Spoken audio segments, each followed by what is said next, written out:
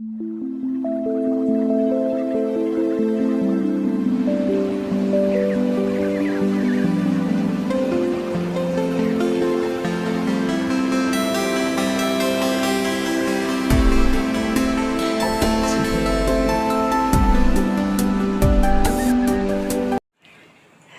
Good morning, শুভ সকাল। কেমন আছো সবাই? আশা করছি সকলেই ভালো আছো, সুস্থ আছো।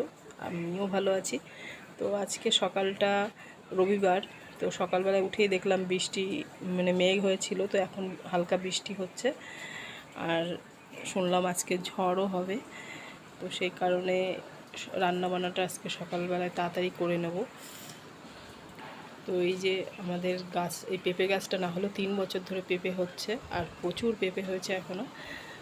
তো এই যে বাড়িতে এই খাতা, মানে মিষ্টু অনেক সেই আগের খাতা বই যেগুলো ছিল মানে বাদ দেওয়া, সেগুলো আজকে এই ঘর থেকে, ভাড়ার ঘর থেকে বিক্রি করে দেওয়া হলো। আর এদিকে আমি রান্নাঘরে চলে আসলাম। এসে সকালবেলা একটু আলুর তরকারি আর রুটি করব। তো সেই জন্য এই আলুর তরকারিটা করে নিচ্ছি তেলে কালো জিরে পেঁয়াজ আর শুকনো লঙ্কা ফোড়ন দিয়ে।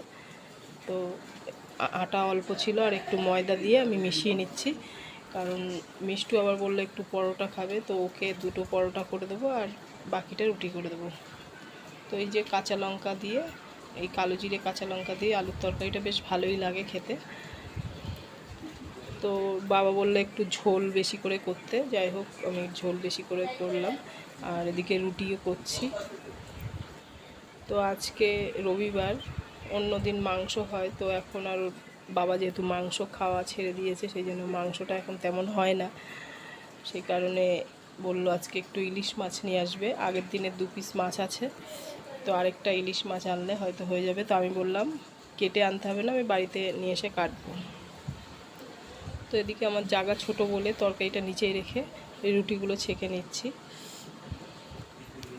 তো সকাল সকাল রান্নাটা সেরে নিচ্ছি, কারণ বৃষ্টি ঝড় আসতে পারে, সেই জন্য রান্নাটা তাড়াতাড়ি করে নিচ্ছি। এরপরে ঝড় আসলে তখন আবার সমস্যা হবে, যেহেতু রান্নাঘরে জলটা, জানলা দিয়ে জলের ঝাপটা আসে। তো আজকে রান্নাটা তাড়াতাড়ি সেরে নেবো, কারণ ঝড় বৃষ্টির সম্ভাবনা আছে, ঝড় আসবে বললো, মানে খবরেও দেখাচ্ছে 2-3 দিন ধরে। তো এই যে বোঁদেও নিয়ে এসছে, বাবাকে বলেছিলাম একটু বোঁদে নিয়ে আসতে, মিষ্টি আনতে, তো বোঁদে নিয়ে এসছে। তো এই যে আলুর তরকারি, রুটি আর বোঁদে, আর এই যে টক দই আছে। তো দাদুকে আর মিষ্টুকে দিয়ে দিলাম, আর ওর বাবা এসছে, ওর বাবাকে দেবো। তো এই যে ইলিশ মাছটা এনে ফ্রিজে রাখতে বলেছি, আঁশ ছাড়িয়ে নিয়ে এসছে, লেজও কেটে, মানে কেটে নিয়ে এসছে, কেটে আনিনি, গোটাই এনেছে। কারণ ফ্রিজে রাখলে বটি দিয়ে কাটতে সুবিধা হয়। আর এই যে আগের দিনে মাছের ডিম আর 2 পিস মাছ আছে, তো ওই মাছটা কাটতে মানা করেছিলাম, সেই জন্য আস্ত নিয়ে এসছে। তো আমি কেটে নেব একটু পাতলা পাতলা করে, কারণ ওরা একটু মোটা করেই কেটে দেয়, তো পাতলা করে কাটলে একটু 2 দিন হবে। এত বড় মাছটা নিয়েছি 270 টাকা। তো পিসগুলো করছি, যেহেতু ফ্রিজে রেখেছিলাম বলে বটিতে ধার নেই, কারণ সেই জন্য ফ্রিজে রেখেছিলাম কাটতে সুবিধা হওয়ার জন্য। তো ভালোভাবেই কাটা যাচ্ছে, মানে মাছটা শক্ত হয়ে গেছে সেই জন্য। আর মাথাটা 2 ফালি করে নিচ্ছি, আগের দিনের মাথাটাও আছে। তো মাছগুলো লবণ হলুদ মাখিয়ে মানে নিচ্ছি, ধুয়ে নিয়ে এসেছি, বাকি মাছগুলো তুলে রেখেছি। আর এই মাছগুলো আজকে রান্না করব। আলু কাঁচকলা দিয়ে মিষ্টু খেতে চেয়েছে, সেই জন্য ওর বাবাকে বলেছিলাম কাঁচকলা আনতে। কালকে কাঁচকলা খুঁজে মানে আনিনি, আনতে ভুলে গেছে, সেই জন্য আজকে বলেছি অবশ্যই কাঁচকলা আনতে। তো 2টো কাঁচকলা নিয়ে এসছে। তো মাছগুলো লবণ হলুদ মাখিয়ে রেখেছি, আর এই যে কাঁচকলা আর কেটে নেবো, একটা কাঁচকলা দিয়ে দেবো, আর একটা কাঁচকলা রেখে দেবো। তো আলু কাঁচকলা কেটে নিচ্ছি, সবজিটা আর কিছুই রান্না করব না।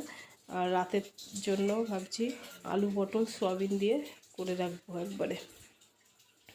তো এমনি বেলা হয়ে গেছে, জানি না কখন করব, কেননা সকালে খাওয়া দাওয়ার পরে একটু বিশ্রাম নিয়েছিলাম, সেই কারণে একটু দেরি হয়ে গেছে। তো এই যে আলু কাঁচকলাগুলো কেটে আমি সিদ্ধ বসিয়ে দিচ্ছি, একটু ভাপিয়ে নেব, একটু হলুদ দিয়ে ভাপিয়ে নেব। তো সকালে যে আলুর তরকারি করেছি সেই কড়াইতেই বসিয়ে দিলাম, কড়াইটা ধুইনি। তো সামান্য একটু হলুদ দিয়ে নিচ্ছি, কারণ না হলে কালো হয়ে যাবে জলটা।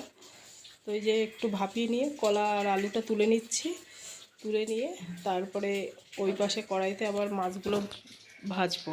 বড় কড়াইটা মাছটা ভেজে নেব। তো এই যে জলটা ফেললাম না, জলটা রেখে দিয়েছি, সিদ্ধ করা জলটা পরে তরকারিতে দিয়ে দেবো। তো এদিকে মাছ ভাজার জন্য কড়াইতে তেল দিয়ে দিয়েছি। তেল গরম হওয়ার পরে মাছ দিয়ে দিচ্ছি, একবারে 4 পিস মাছ দিয়ে দেবো। আর বাকি মাছগুলো রেখে দিয়েছি, সব মাছ আজকে করলাম না। তো এই যে মাছগুলো হালকা করে ভেজে নিয়েছি, বেশি কড়া করে ভাজিনি, কারণ ইলিশ মাছ বেশি হালকা করে ভাজা হয় লাগে না। আর এই যে কড়াইতে আমি একটু তেল দিয়ে কাঁচকলা আলুটা ভেজে নিচ্ছি পাশে কড়াইটা বসিয়ে।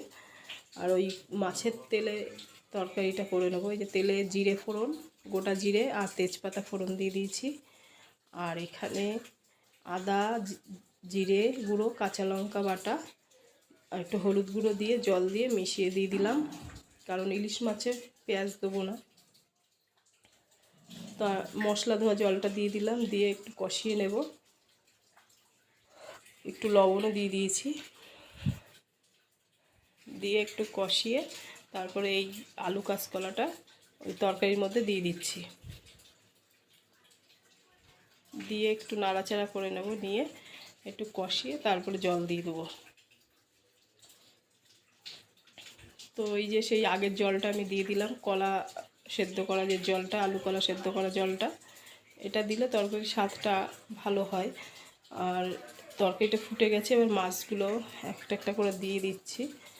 আর মাছগুলো দিয়ে আমি বেশিক্ষণ তরকারিটা ফোটাবো না, কারণ বেশিক্ষণ ফোটালে মাছগুলো একদম নরম হয়ে যাবে।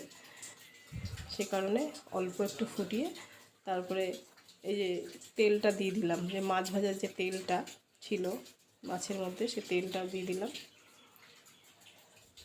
তো প্রায় হয়ে এসছে, একটু ফুটে উঠলেই নামিয়ে নেব।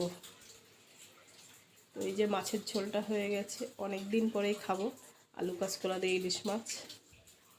তো মিষ্টু বলেছিল বলে সেই জন্য আরও আনা হলো। এই যে মাছের ঝোলটা হয়ে গেছে।